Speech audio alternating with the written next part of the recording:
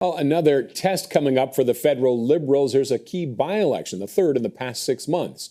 The race is in BC's Cloverdale-Langley City, and it is expected to be a close one. It has swung between the Liberals and Conservatives over the last three elections. John Aldag took the riding back from the PCs in 2021 for the Liberals, but only by 1,500 votes. He stepped down to run as an NDP candidate in the provincial election, but lost. Now, in the summer, the Liberals lost two strongholds in Toronto and Montreal. Those losses strengthened calls for Justin Trudeau to resign as leader. And let's bring in Lori Turnbull, political analyst at Dalhousie University, to talk a little bit more about this one. Lori, thanks as always for joining us. Thank you so much for having me. Is this by-election as important as those other two? It's more of a swing riding, isn't it?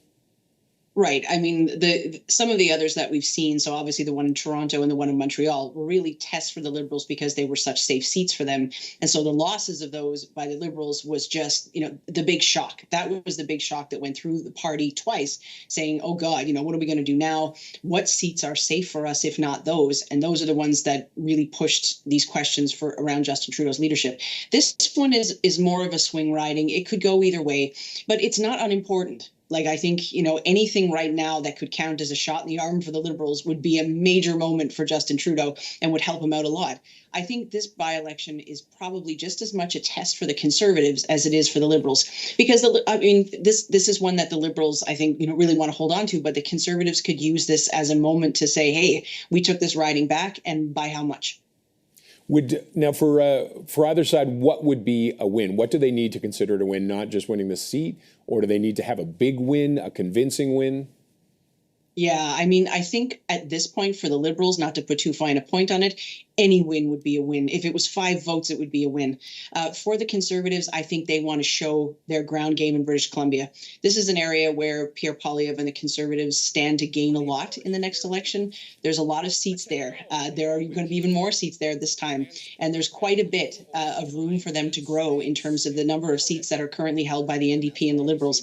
This could be a serious moment of growth for Pierre Poilievre and the Conservatives. So if he shows that he can take that riding by a considerable amount, it would show that Pierre Poilievre and the Conservatives could, be looking at the kind of sweep in British Columbia that some of the polls indicate could be on the horizon. So I think they'd be looking for a very decisive result in that by-election. And the NDP and the People's Party, not huge factors there, but they could play spoiler, couldn't they?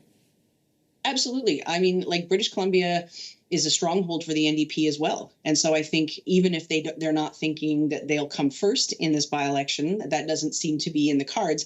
But I think the NDP will be looking very closely at what their own ground game is in that riding. I don't think, as compared to some of the others that we've seen, over the past 3 by-elections, for example, they won one of them.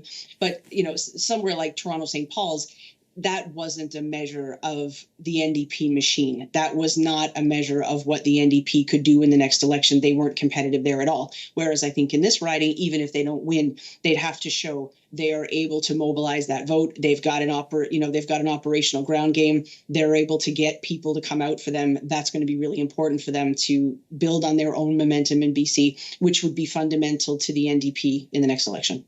And will the outcome of this have an impact on the calls for Trudeau to resign?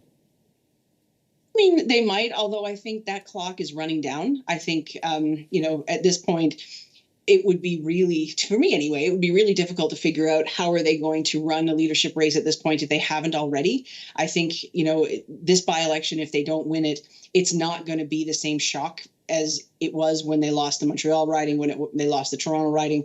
It's not going to be the same shock to the party and the same stress on the party as when the caucus members organized to try to push against him in that meeting a couple of weeks ago. I think, honestly, a loss in this by-election, by the time it comes in December, I can't imagine that this would be the straw that, breaks the camel's back, although one never knows. I think that the people are going to be looking at Justin Trudeau wondering if he's going to quit until the next election is called. Okay. Lori, thank you as always for your insight. Appreciate it. Thank you, too. Take care. Lori Turnbull is a political analyst.